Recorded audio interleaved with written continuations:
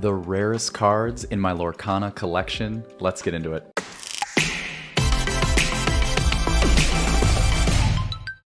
Thank you all so much for tuning into the channel. Thank you all so much for leaving comments in the comments section, interacting with us. It has truly been an unbelievable blessing to meet so many more new faces, connect with so many of you. The comments, I mean, there have been so many more. There's been such a huge uptick in them, and it just makes us happier and happier when we get to interact with all of you. So thank you all so much for doing that. We just feel very blessed. So thank you all so much. We said that we would do some quick info on the giveaway, so let's do that, and then let's get into the video. So for the giveaway for the Pridelands Enchanted Rare, simple enough. All you have to do is be subscribed to the channel. So make sure that you go down there, hit that subscribe button, and do that. And then just simply for this video that we're about to do today, just like and leave a comment. Let us know in the comment section. There's going to be a bunch of stuff that we're going to be talking about as we do this list for our rarest cards in Lorcana. And I'm sure, knowing me, I'll just randomly put in there things like, leave a comment on this, or let me know in the comments about that. Anything you want. It can be anything you want. Just the opportunity to keep interacting with you all is a privilege for us. So go ahead and do that, and then we will draw a name out of a hat or a wheel, and we will announce it in the community tab or in an upcoming video. So thank you all so much for that. Now let's get into the video. I don't really know. I'll be honest with you. I didn't really count how many cards we're going to show off today. I feel like it's in the realm of maybe like 10 to 15 cards. Obviously, some cards, found their way into the collection different ways than others. Some were just acquired. Some have a fun story behind them. So we'll kind of just go through the list here, and we'll show you some fun cards and hopefully some fun stories and reminisce on how these cards made their way into my collection. Hopefully that resonates with you all, in different ways that these cards found their way into your collection. So starting off here, we actually we're going to do some honorable mention cards because I just didn't really know if I should add them in or not. So I love a good honorable mention list. So we're going to start here with the Musketeer promos here. And we've done a video on these before, talking about them on the channel, just in terms of, is it a good time to pick them up? We did that in the promo video. If you haven't seen that video, go check that video out. It's awesome. We talked a little bit about D23 promos, Musketeer promos that you're looking at right here, tournament promos, all sorts of different things like that. But yeah, I wanted to be able to pick these up right away. Of course, I did not actually go to all of these events because one of them being in, I believe, Germany. So I did not go to that event, did not go to any of these events. But at the same time, I do feel like, I've always felt like down the road, when you talk about vintage cards or cards that were in circulation early on, and you just don't really know how many of them are in circulation. At least I don't. I try to do some research on kind of how many were printed. If someone knows, please let me know in the comments section. I'd just be interested for my education to know how many there were, but I wanted to be able to pick these up immediately just to be able to say that I have them in the collection, because I do think long term they're going to hold value, and it just seemed like such a cool collection goal to go after right away. To be able to say that I collected all three Musketeers. And obviously for Donald, I need to, clearly as we see here, I need to get him in a one-touch, but I ran out of one-touches. So Donald kind of was the one who got left out, which is so sad, because I feel like in Disney, he's always the one who gets the short end of the stick anyway. That's very random symmetry. But yeah, so those are our Musketeer promos starting us off. All right, guys, so next on the list, we have two more cards that are in a set, and then after that, every card is basically one individual card. But next we have our Mickey Mouse Brave Little Tailor, cold foils from the first chapter of Lorcana. I absolutely am infatuated with this card as a collector, just because understanding some of the subtle nuances that come into play, when we think about, certain cards that, quite frankly, this card has no business being the price tag that it is right now. However, it is, and I think that is such a wonderful, wonderful way of symbolizing how the collector's market can speak to all of us as a whole. Because again, it's nothing more than the collector market saying, we appreciate this card, we want this card long term to be something that is valuable in the space. And I'm also, let me know in the comments if you'd like to see this as well. I think I want to do some sort of a talking head video around this card as a whole. why is this card collectible? Like, what are some of the things that go into making this card the price tag that it is? I don't want to give away all of the reasoning that I think that that goes into this card being collectible, but I thought it might be fun to do like a 10-minute video on this down the road. So let me know if you want to see that in the comments, and I'll be happy to throw that in the rotation for us. But here are two Mickey BLTs. Hopefully we can collect more down the road. My goal would be to get a play set, but one at a time, and hopefully maybe we'll come on and open some first chapter on the channel, things like that, and maybe we'll pull one on the channel together. So those would be the full honorable mention list before getting into the actual list. So getting into the next wave of cards, these are cards that actually I would kind of say like crack the list, if you will. I believe that they're all enchanted rares, but we'll see as we work our way down the list here, as we go in certain waves. But this next wave of cards, I'm pretty sure I got all of these at the same time, so I'll do them all together. Just sort of in a wave. But first we have an Amari enchanted rare here from Rise of the Floodborn, and I mean, absolutely gorgeous alternate artwork there. We also have Aladdin, who I'll be honest, this might be my favorite hero artwork in all of Lorcana right now. And then finally we've got our boy Hades here. I believe I got all three of these cards, if I'm not mistaken, from my local game store, which is very, very random, because typically my LGS, they don't do a lot of like high-end singles. It's more like gameplay singles, but for whatever the reason, it seems like we have, at least with the Lorcana community in the area that I'm from, it seems as though, because I was talking to him about this, it seems as though there's a really nice, like, healthy cycle going on right now where all of the game players will open up the box and they want those cards, so that they can build out their decks. They'll pull enchanted rares. Great for them. Obviously, we're super happy when anybody pulls anything like that. But then they'll go in and sell the enchanted so that they can buy another box, so that they can go get more cards to build out their decks, which is awesome for someone like myself, because then for someone like myself, I can go in and say, hey, this is great. It's great that they pulled it.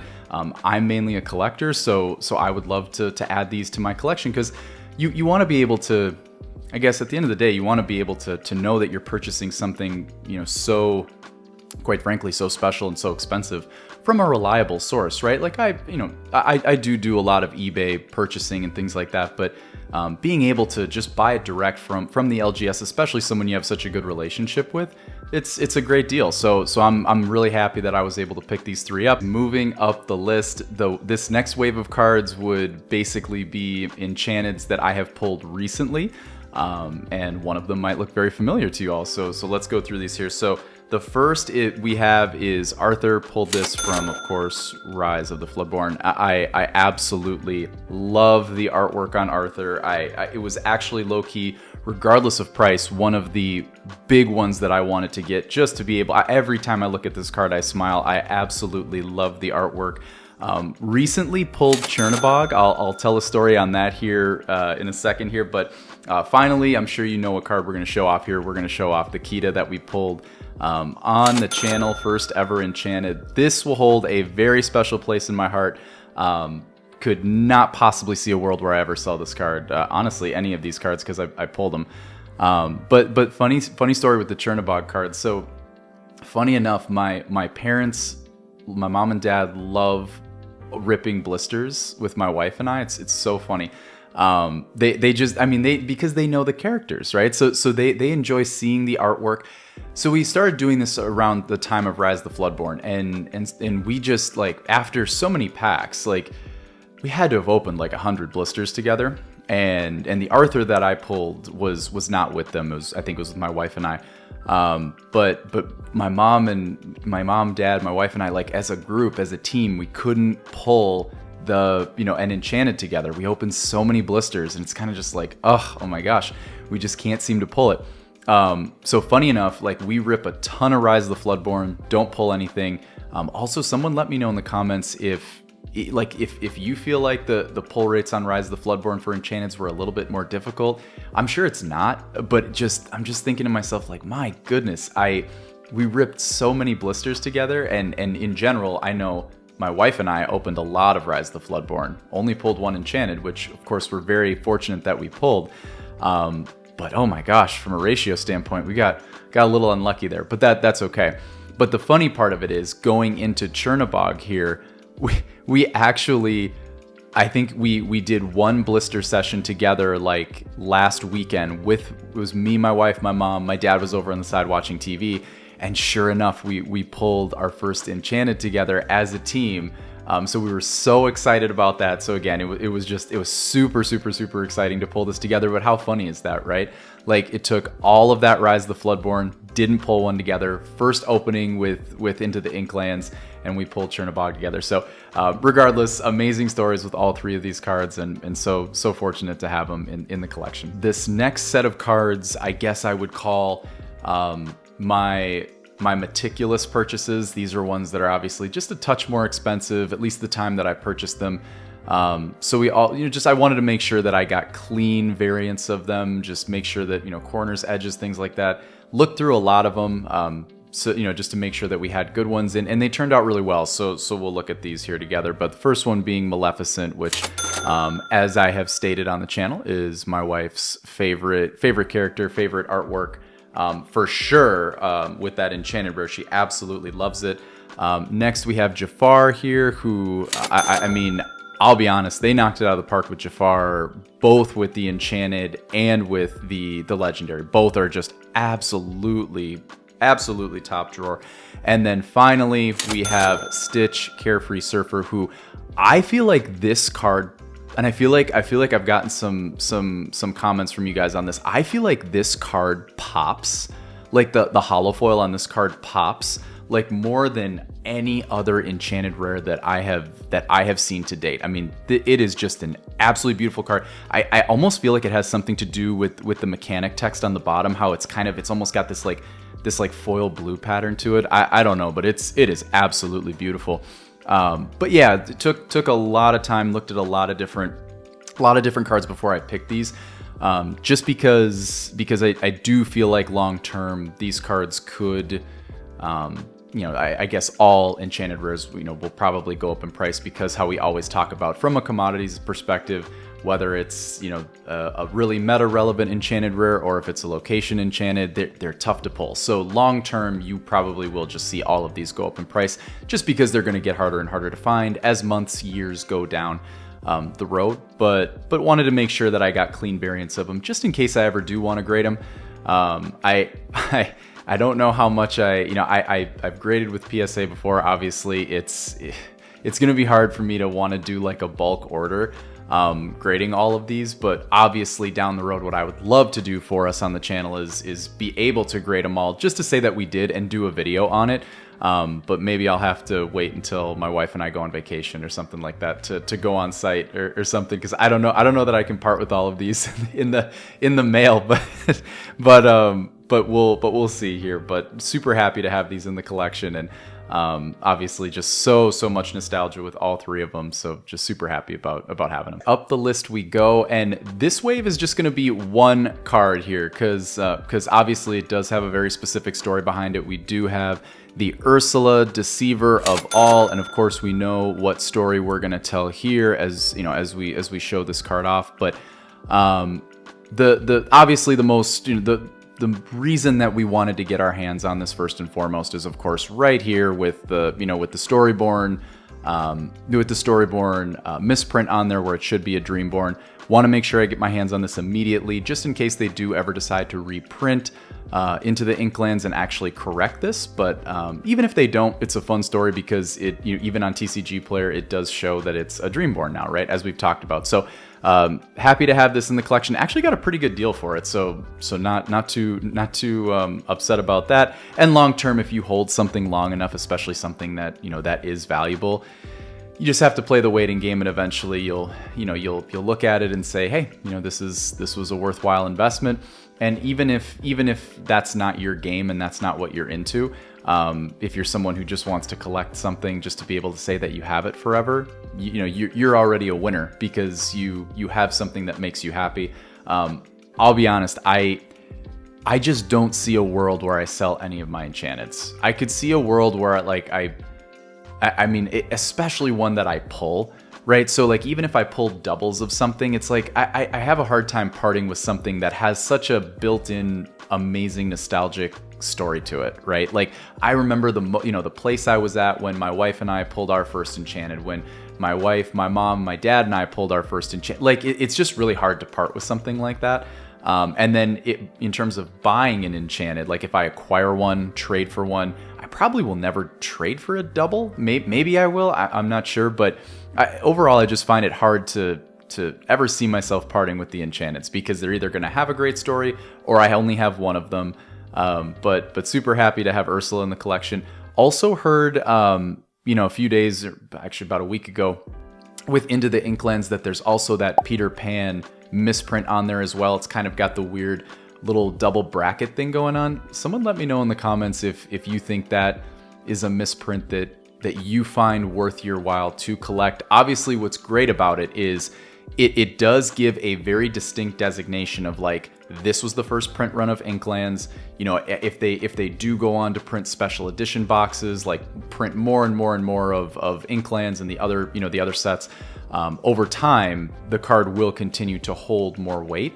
But yeah, I mean, I'll probably end up picking it up just because of that, and also just because it is a goal of mine to have every single Enchanted rare.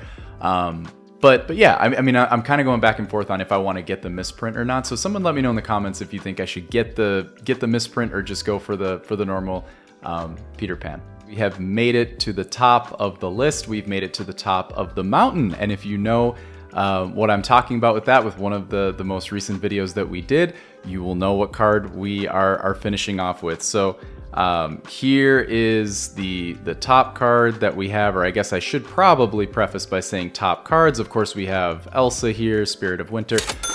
This is actually the first ever Enchanted that my wife and I pulled. So it is pretty unbelievable that it was this one. And I feel like I've told this story before, but this is this is just classic collecting, because what we've got here is a story of like all of that Rise of the Floodborn that we worked to pull an Enchanted. We had to have opened like 200 blisters, and we did pull one, but like the ratio on that is you kind of can't help but feel like, man, we didn't really see great luck there.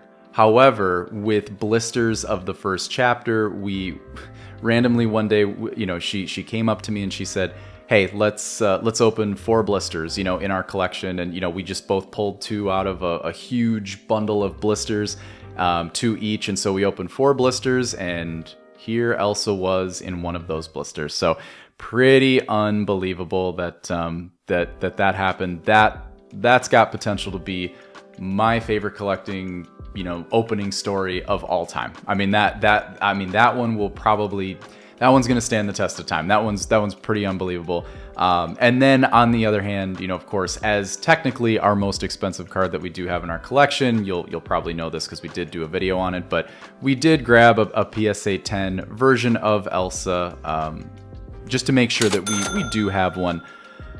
Overall, just for collecting purposes, this is just a philosophy that I have with collecting in general, where you want to make sure, especially early on with a new game that you do appreciate and you do love, just make sure that you go out and get what you want right away. Obviously, there are caveats to that, right? Like when a new set comes out, Into the Inklands just came out.